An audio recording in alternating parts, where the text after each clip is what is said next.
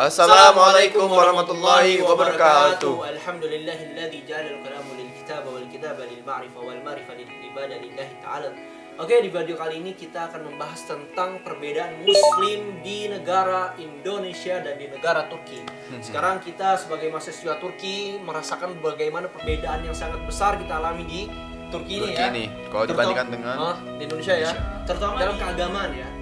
Umat muslim di sini dan umat muslim di Indonesia itu sangat perbedaan jauh luar biasa. Nah, kalian tahu sendiri kan di negara Turki ini orang Islam sangat banyak ya, 99,8% itu penganut agama muslim. Nah. Tapi satu-satunya negara muslim terbesar yang menganut paham sekuler yaitu negara Turki ya. Termasuk juga negara Turki. Termasuk juga. Dan negara Turki ini yang menganut paham sekuler yang mengisahkan urusan agama dan urusan pemerintahan. Yang mencetuskan paham sekuler ini Bapak Presiden pertama Republik Turki, ya kalian tahu sendiri banyak kisahnya yang sudah diceritakan para ulama kita. Tapi kita akan membahas tentang perbedaan, apa sih perbedaan umat muslim di sini dan umat muslim di Indonesia. Pertama, kita ingin minta tanggapan dari teman Ana. Bagaimana dari tanggapan coba? Kalau dari tanggapan aneh ya, dari penglihatan aneh juga dan pengalaman aneh dari sekarang. Jadi aneh udah 5 bulan di sini ya, di Turki. Kalau di sini itu aneh kerasa itu. Kalau di masjid itu para pemuda itu kurang. Jadi emang sosialisasi para pemuda itu kurang. Jadi kayak niatnya para pemuda itu kurang. Ya aneh juga nggak tahu, mungkin setahu aneh ya. Jadi kalau di sini tuh mereka tuh kalau untuk pemuda tuh begini. Kalau untuk para orang tua tuh kayak gini.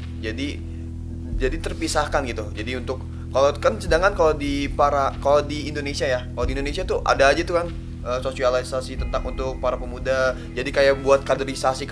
Jadi yang orang tua buat ngajarin ke orang muda, anak-anak muda. Nah, di situ adalah salah satu untungnya dari negara kita. Nah, tapi ini yang nggak ada nih di negara Turki. Ani belum lihat nih di negara Turki tuh ada yang kayak gini. Ada tuh ya ngaji sekedar ngaji doang, tapinya nggak ada sampai kaderisasi buat kita ngembangin dakwah kita, menyebarkan dakwah kita. Itu belum ada nih, belum pernah lihat. Nah, itu salah satu yang benar-benar sangat berbeda. Colok ya. Colok itu sih. Di sini karena kaum milenialnya itu yang tuanya itu tidak ada yang mengajak untuk kaum milenialnya. Kalau di Indonesia kan seperti UAS, bahasanya bahasa milenial yang masuk ke seluruh kalangan masyarakat. Iya. Juga ada Ustadz Felix Show, ada juga Ustadz Adi Hidayat. Itu yang Ustadz milenial, Ustadz Hanan Ataki. Iya, banyak juga ya. Dan banyak juga ya. Omongan beliau itu masuk ke kaum milenial. Iya. Tapi kalau Ustadz yang seperti beliau kan tulang punggungnya di Indonesia ya. Iya. Jadi tulang punggung, panutan. Iya, panutan, benar. Tapi kalau di sini itu tidak ada. Ya tidak ada. Ani belum melihat tuh yang benar-benar itu, belum melihat Ani. Ya, jadi emang kalau di sini tuh perbedaannya tuh ya dari mazhab juga ya. Dari kalau di Indonesia kan Syafi'i, kalau di sini Hanafi. Nah, itu juga termasuk yang salah satu yang mencolok. Dan gitu. Perbedaan mazhab Syafi'i dan Hanafi kan emang sangat berbeda ya. Contohnya coba salah satu yang paling mencolok juga ya. Ya, paling mencolok ya. Itu kalau Ani nggak tahu nih sebenarnya, Ani juga nggak tahu. Ya emang aneh orang masih ya kurang ilmu ya, orang fakir. Ya di situ aneh tuh melihat orang-orang muslim ya. Mungkin emang gara-gara dari mazhabnya ya. Jadi aneh langsung berpikir langsung ke mazhabnya jadinya. Jadi kalau kita kan mazhab Syafi'i itu benar-benar ya megang ngaji itu benar-benar haram gitu kan. Ya sedangkan kalau di situ aneh ada aja itu ngelihat orang Islam pakai kerudung ya. Wanita pakai kerudung banyak banget yang megang anjing gitu. Ya itu juga santai aja gitu. Dan tanpa ada tekanan ya. Sebenarnya Ani juga nggak takut sebenarnya sama anjing ya, tapi yang Ani takutin tuh najisnya doang sebenarnya. Nah maka dari itu tuh Ani kerasa banget tuh gimana sih ini dari Ani langsung otomatis tuh lihat, wah ini mazhabnya berarti nih. Mazhab yang membuat semua ini. Tapi bener-bener Ani nggak tahu kalau misalnya emang ini salah ya, mohon dievaluasi lagi ya, bisa di. Tapi emang banyak sekali ya. Emang dalam mazhab Hanafi emang dibolehkan memegang anjing ya. Oh iya sih kayak ya, makanya Ani langsung berpendapat seperti itu. Emang banyak sekali anak pertama kali datang sini juga wanita-wanita yang berjilbab itu pada megang anjing biasa aja. Seperti itu. Terus juga perbedaan yang mencolok dalam hal sholat ya. Apa tuh? Pernah tuh waktu pertama kali Anda datang ke Turki ya, itu kan sholat Jumat ya, pertama kali Anda sholat Jumat pertama tuh kan di Al-Fatihah akhirnya kan Waladdallin.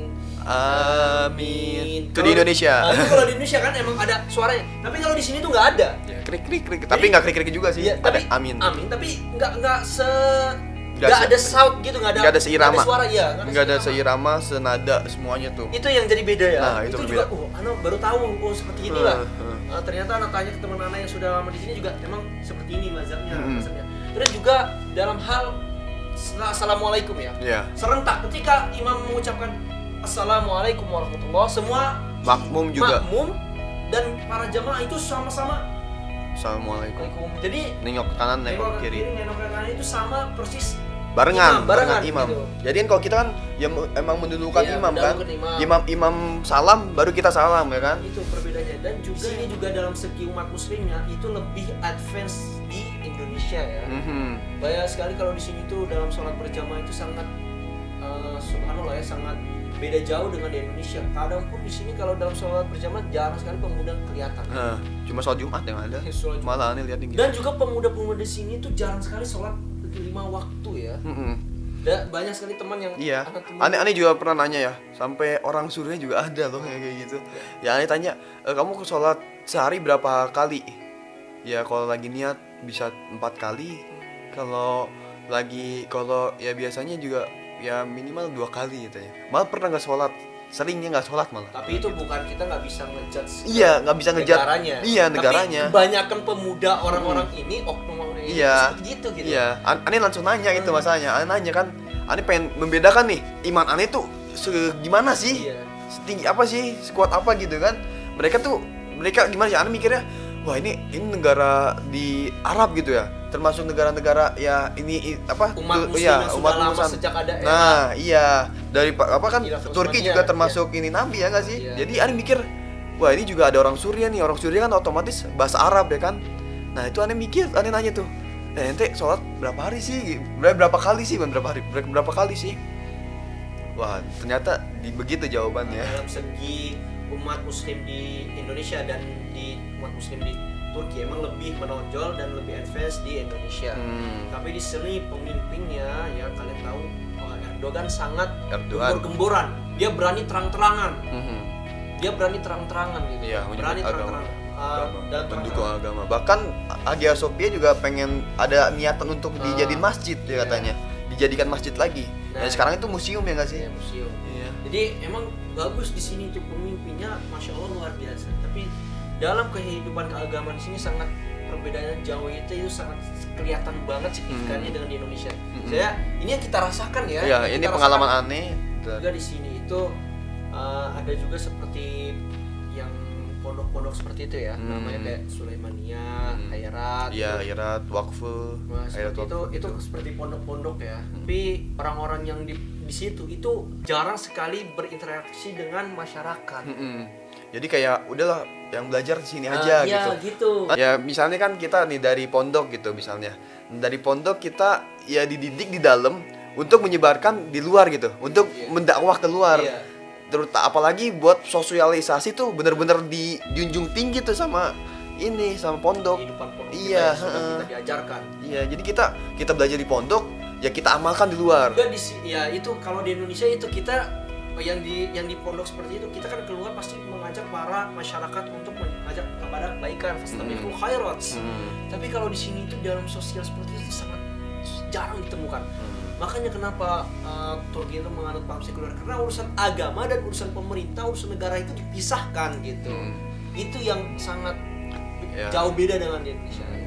Ya mungkin juga gara-gara Turki termasuk ada sebagian wilayahnya di Eropa dan kebudayaan Turki itu lebih ke arah ke Eropa. Nah, itu juga salah satu salah satu penyebabnya mungkin ya. Soalnya aneh ngerasa banget sih kalau Turki ini tuh kebudayaannya lebih ke arah Eropa. Dari kemana-mana kita pakai sepatu ya. Ya kan kalau di Asia kebanyakan kayaknya pakai sendal gitu, santai aja. Ya mungkin kalau orang-orang udah pengen ke mall gitu, pengen kece, pengen keren baru pakai sepatu. Ya tapi pakai sendal ada aja gitu kan. Kalau di sini tuh pakai sendal serasa orang bener-bener orang nggak punya banget gitu. Padahal kan ya gitulah. Nah, emang iya. Nah, di sini juga perbedaannya juga orang kalau sholat ya di masjid itu kita sering melihat banyak sekali yang pakai kaos kaki ya. Kenapa sih seperti itu? Ya kalau kata Hoja ya, Hoja imam tuh, imam masjid yang aneh kenal. Jadi menurut dia tuh kalau misalnya sholat pakai kaos kaki itu lebih steril, ya lebih higienis, sama lebih terhindar dari najis gitu, ya lebih hadas ya. Nah pokoknya demikian. Nah mungkin sampai-sampai ya waktu itu aneh pergi ke musola nih, ke masjid ya, ke jami. Nah ke jami itu aneh nggak pakai apa-apa tuh, cuma pakai sendal malah waktu itu aneh pakai sendal. Ya emang lagi deket kan tuh lagi rumahnya. Nah itu aneh pakai sendal. Nah ketika aneh masuk itu aneh dikasih kaos kaki. Ditanya tuh sebenarnya tanya kaos kaki kamu mana kan? Aneh bilang aneh lupa aja. Oh yaudah nih langsung dikasih, segitu baiknya loh. Segitu baiknya dan Anda juga segitu sering loh, higienisnya makanya. Anda sering melihat kayak gini, Pak. Orang tuh wudhu sampai pakai kaos kaki itu gimana sih? Nah iya tuh aneh juga Anda bingung. sering ya? Aneh juga pernah lihat. Itu tuh sah nggak sih wudhunya? Nah malah sampai cuma sepatunya yang dikenain. Dan beda hukumnya kalau mereka pakai sepatu boot gitu. Iya, yang Ada buat dalam tentara kan syariat. ada juga kan tuh yang tentara. Dan itu diperbolehkan. Dan itu juga keadaannya Iya. juga tidak memungkinkan kan untuk lepas sepatu dulu. Tapi kalau ini orang-orang di Turki tuh kebanyakan yang Ana lihat ya, itu wudhunya kaos kaki nggak dilepas langsung di basah-basahin doang. Iya, basah-basahin dikit, doang. Dikit nggak Iya. nggak nyampe kodeme Cuma gitu dah. cuma kayak gini doang terus Iya. kena gitu dah. Nah, itu yang sangat Ana masih belum tahu ya, Ana belum nanya juga apakah gimana. Tapi kalau menurut pandangan itu nggak termasuk dalam syarat wudhu dan nggak sah wudhunya. Iya. Itu sih dalam Iya. pandangan Ana ya. Bener. Kita Kalau juga- menurut pandangannya juga kayak gitu. Soalnya Ani juga sampai pernah tuh Ani kan wudhu juga sampai bener-bener gitu kan sampai gini basah banget gitu. Ya itu juga pernah diliatin sama orang Turki ini. Iya. Tak diliatin gitu. Itu dari mana sampai ditanyain Iya, gitu. iya. Itu dari mana? Mahasiswa Indonesia kan kalau wudhu pasti buka kaos kaki, buka Iya. sepatu. Nah, Dan- itu yang bikin kita mager. Itu juga termasuk yang kita bikin males juga sih sebenarnya. Kan Ya, di sini atau dingin emang. iya. Tapi emang kalau kita buka sepatu, buka kaos kaki itu dilihat orang-orang Turki sampai tapi emang nggak semua loh ya. Emang sebagian doang. Iya, ini sebagian. tanda kutip enggak semua Nggak semua, ya, sebagian sebagian. orang-orang Banyak kan tuh wudhu. begitu ya. Orang-orang wudhu pakai kaos kaki itu gimana gitu. Dan juga kalau syarat utama dalam sholat kan emang wudhu ya. Iya. Kalau wudhu nggak sempurna, maka sholatnya nggak sempurna gitu. bener. Itu yang sangat ini kan. Oke, mungkin cukup sekian. Tasyakur ya Darim. Syukron Wassalamualaikum warahmatullahi wabarakatuh.